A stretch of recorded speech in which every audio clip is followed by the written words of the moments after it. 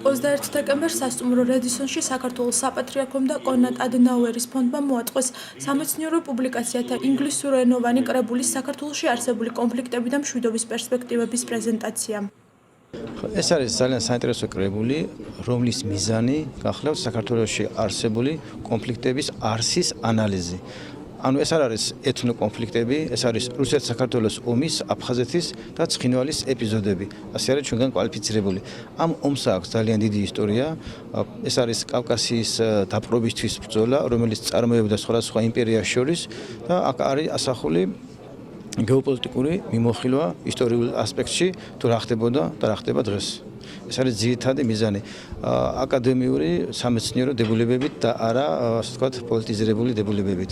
ანუ ჩვენი მიზანი არ იყო პოლიტიკა, ჩვენი მიზანი იყო ისტორიის რეალურად მიწოდება უცხოელებისადმი, ქართველებისადმი.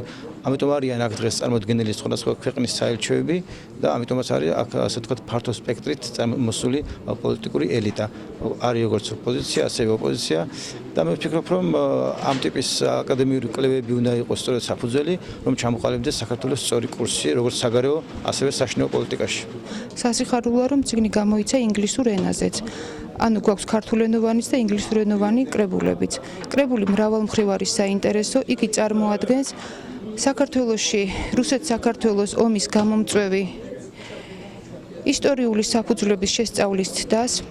კრებულში წარმოდგენილი არის ფართო სპექტრი ქართული მეცნიერებისა, აქ არიან ისტორიკოსები, ეთნოლოგები, ენათმეცნიერები, პოლიტოლოგები, რომელთაც წარმოადგენეს თავიანთი დასკვნები, რამ გამოიწვია რუსეთ-საქართველოს ომი, რომ ამას წინ უძღოდა 200 წლოვანი ისტორიული პერიპეტიები, ეს დღეს არ დაწყებულა და გამოთქმულია გარკვეული რეკომენდაციებით საქართველოში de facto მდგომარეობის აღდგენის მიმართულებით. უნდა აღდგეს ცხადია საქართველოს ტერიტორიული მთლიანობა და აი ამის შემდეგ ქართველებიც და არაქართული ეთნიკური ჯგუფებიც ბუნებრივია ვიცხოვრებთ ისე მეგობრულად როგორც ვცხოვრობდით კავკასიის რეგიონში რუსეთის გამოჩენამდე. პრეზენტაციას ესწრებოდნენ საქართველოში აკრედიტებული უცხოელი დიპლომატები და ელჩები, საერთაშორისო ორგანიზაციები, პოლიტიკური პარტიები, არასამთავრობო ორგანიზაციები, სხვადასხვა კვლევითი ინსტიტუტის წარმომადგენლები და სასულიერო პირები. არის გერმანული ფონდი, რომელიც დაინტერესდა იმ საკითხებით, რომელიც საქართველოში ხდება. ეს არის, როგორც თვითონ უწოდებენ, ეთნოკონფლიქტები საქართველოში და უნდათ გამოიკვლიონ რა არის ამ კონფლიქტების ისტორიული საფუძველი, აქვს თუ არა ისტორიული საფუძველი ეთნოკონფლიქტებს, ან საიდან მოდის ეს. და სწორედ მეცნიერები შეიკრიბნენ, იკვლევენ ამ საკითხებს და წიგნის ეხება ნაწილობრივ ამ საკითხს, რომ გამოირკვევა, რომ ესე იგი ძველ საქართველოში ეთნიკონფლიქტები საერთოდ არ არსებობდა, არ იყო, უცნობი არის ძველი საქართველოსათვის ეთნიკონფლიქტები და არც რელიგიური კონფლიქტები ხდებოდა ძველ საქართველოში. მხოლოდ რუსები რო შემოვიდნენ საქართველოში, ანუ მე-19 საუკუნეში, იმის შემდგომ დაიწყო ესა.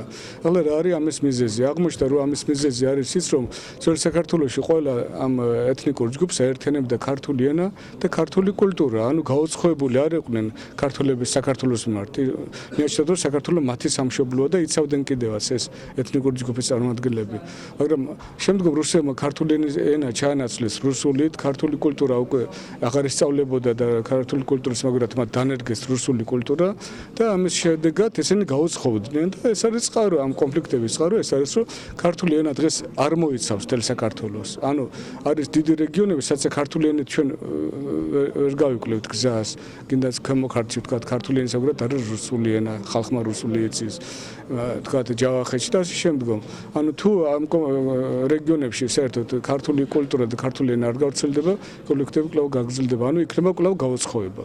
კრებულში შესულია გამოჩენილი ქართველი მეცნიერების სტატიები, საქართველოში არსებული ტერიტორიული კონფლიქტები და მათი რელიგიური ასპექტები, რუსეთ-საქართველოს ურთიერთობები და სამხრეთ კავკასიაში მიმდინარე გეოპოლიტიკური პროცესები.